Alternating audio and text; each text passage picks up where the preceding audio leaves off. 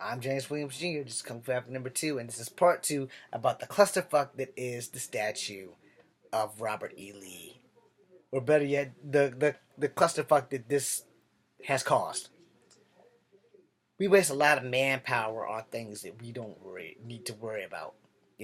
I mean, we hear you. We hear you.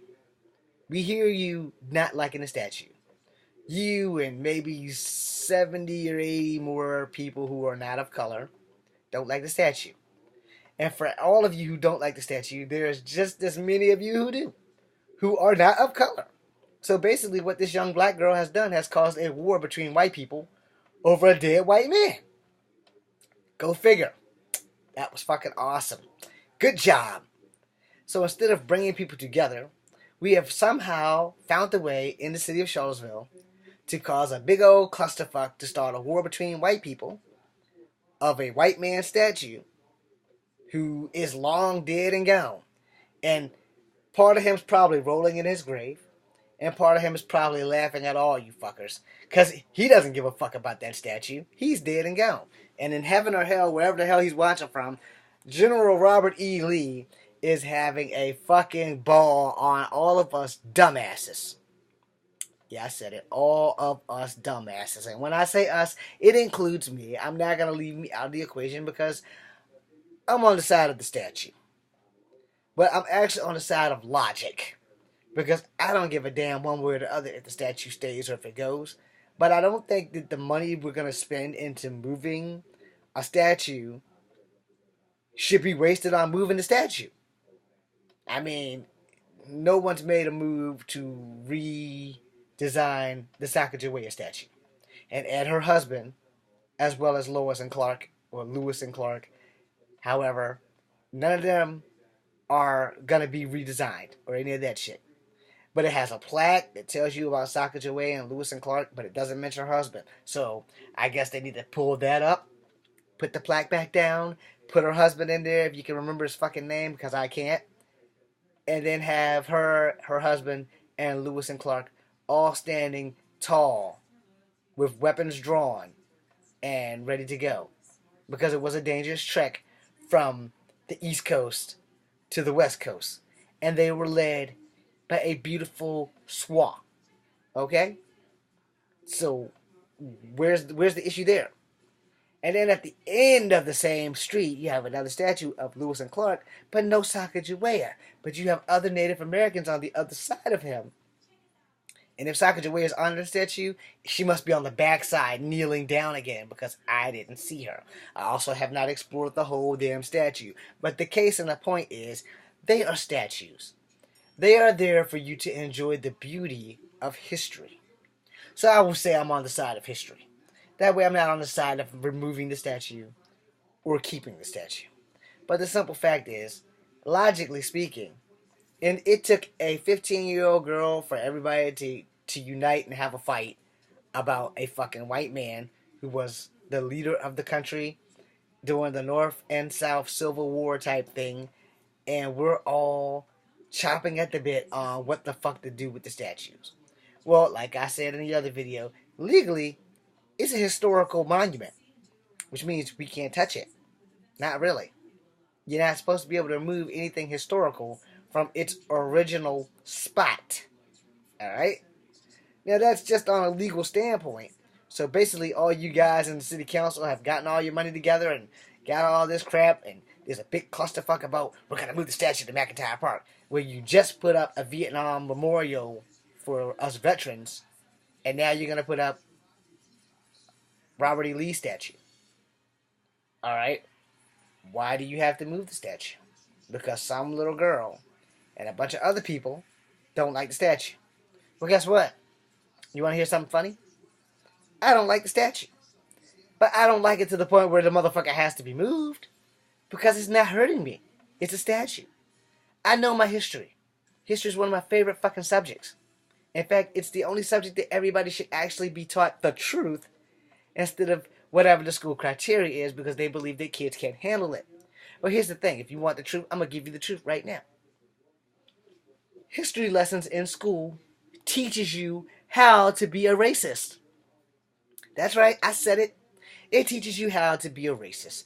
Why do I say that? Because way back in the day, before I was 43 and squeezed this little tiny ass body into this Avenger shirt and these khaki light tan pants, I went to Burley Moran grade school. And because my mom can pass for a white person, there happened to be a race war in this school. Not because my mom can pass for a white person, but when I was going to school, there happened to be a fucking race war between the fourth and the fifth grade. The years I was in there, there happened to be a race war. And yeah, I said it. I said it and I named the school. Yes, I said it, Burley Moran. That's right, I said it. I have been leaving that off for months and months and months, and now I'm done hiding that secret. So in the school, my black friends versus my white friends. And you know what the fucked up part was? At the time, I still thought I was black. Like, all the way black. I was just blessed because I had beautiful curly hair. Because black people do have curly hair. Even the ones that are full black, if you're born in a certain part of Africa, you have curly hair. And most of that part is somewhere between Cairo and the Nile. Anyway, so we're in school. And all my white friends and my black friends are just hating each other because of fucking history class. History class started this fucking race war. My white friends never called none of my black friends nigger or any of that shit. But my black friends started calling all my white friends honkies and any other racial defiling name that a black person has for a white person. They started calling them that shit because of what they were being taught in history class in February in Black History Month in the 4th and 5th grade. So all my black friends kind of started this because of what happened to our ancestors and shit. But it's not happening to us. It's happening to them. Where we couldn't read or write or knew right from wrong. All we had to do was listen to them or get our asses beat. But nowadays, things are different. And every man of every color carries a fucking gun. So moving back, the fight started. One of my black friends walked up to one of my white friends and tagged him in the goddamn face in the fucking cafeteria. And all after that, like every day after that, black guys and white guys was fighting. And a couple of my friends from both sides, this is the part that sucks because I've told you guys this story before, would come to me and ask me, because my mom has been to school more than a couple of times.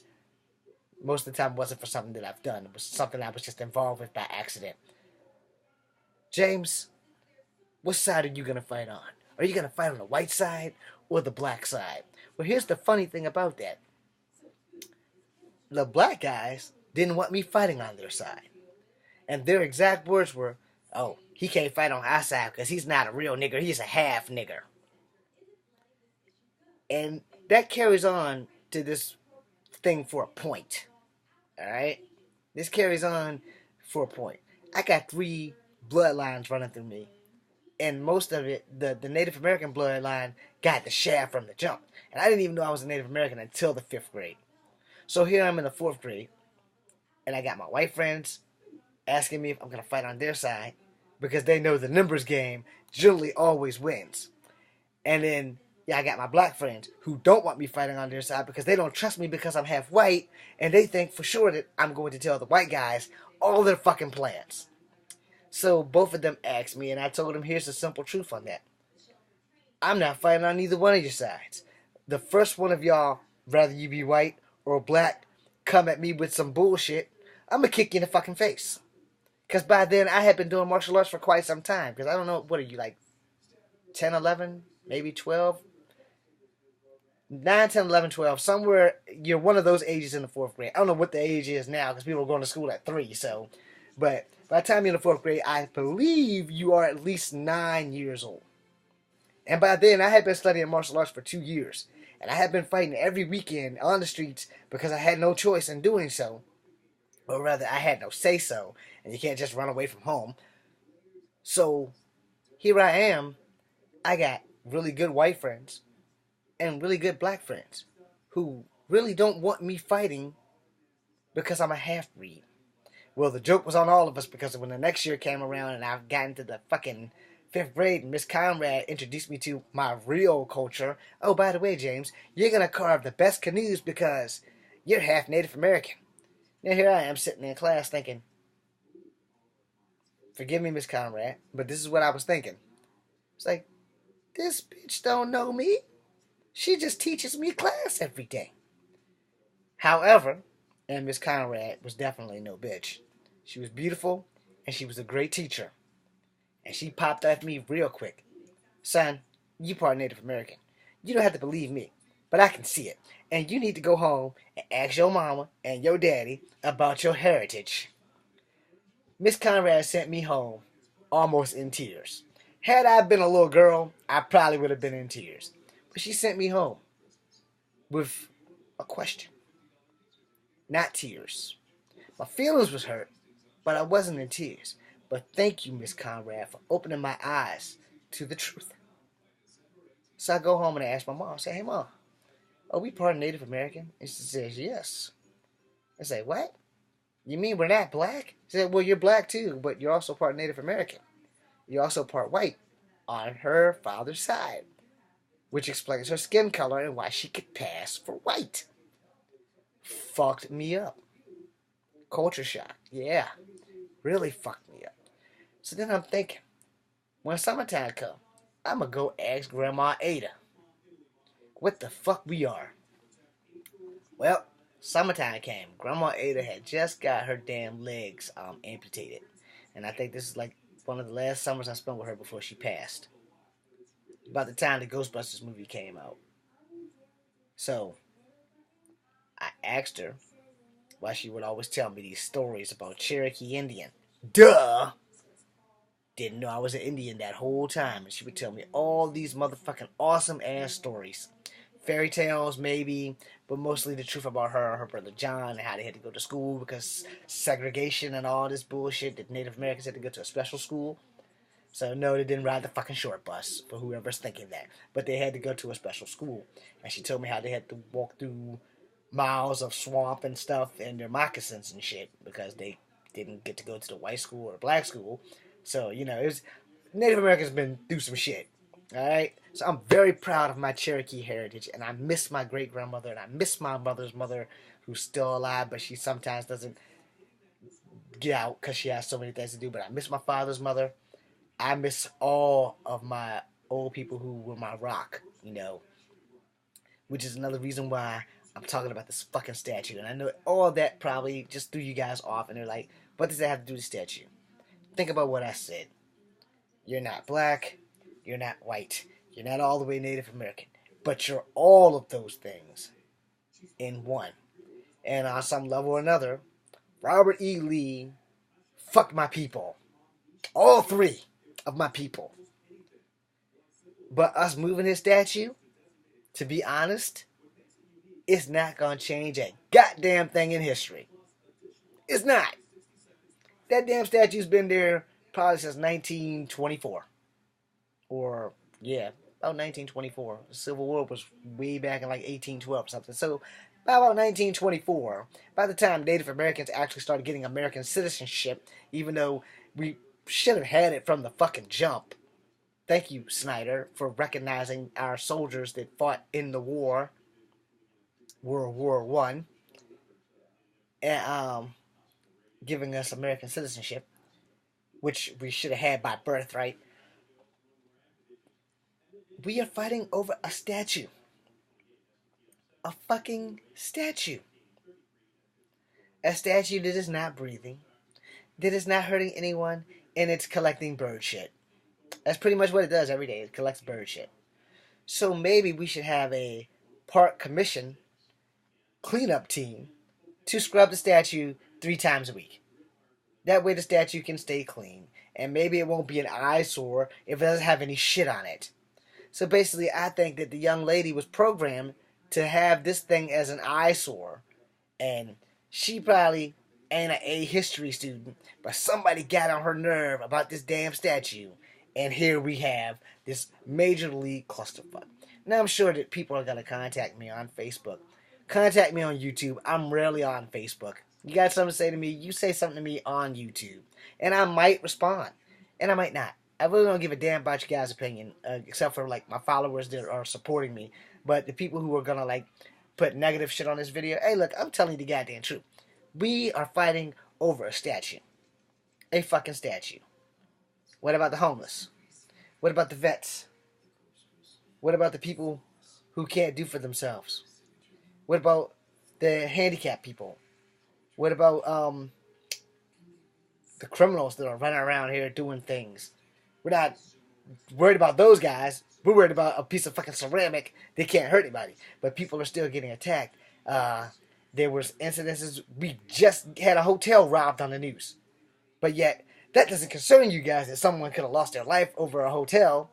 But it concerns you guys over a fucking ceramic statue that does not get off the pedestal like Night at the Museum at nighttime and go around vigilanting the hell out of innocent black people. Because Robert E. Lee was a slave master. But his statue is a statue. It's honoring him. It's just that simple. And like I said, you can always go with my proposal. Put more statues in the park. Put statues of black people in the park. Put statues of Asian people in the park. And by Asian, I also extend that to Native Americans because they are Asian. Let's not have that commission again. Let's put statues of the Chinese to help build the railroads in the park. And actually have a piece of railroad in the park with the statue, with the people working the statue. Let's make the park more creative. Instead of making it all about North and South and Robert E. Lee being a dick. Alright? It was a different time back then. It is a different time right now. And we need to search for ways for peace. Moving a statue, you know what's going to happen? That same girl's probably going to walk down in McIntyre Park and see the statue that she so vehemently wanted moved in a park now that she'll want it moved again. How many times are we going to cater to people who don't want shit in certain places? Well, guess what? You want shit in certain places. Here's how you correct that problem. Get a job. Save up your money. Move it to a place where you know you're never going to go and put it there. Why make the city pay for it? Why even bother going through all of this shit for nothing? Third video coming up. This is Kung Fu Havoc number 2. I'm James Williams Jr. Be seeing you.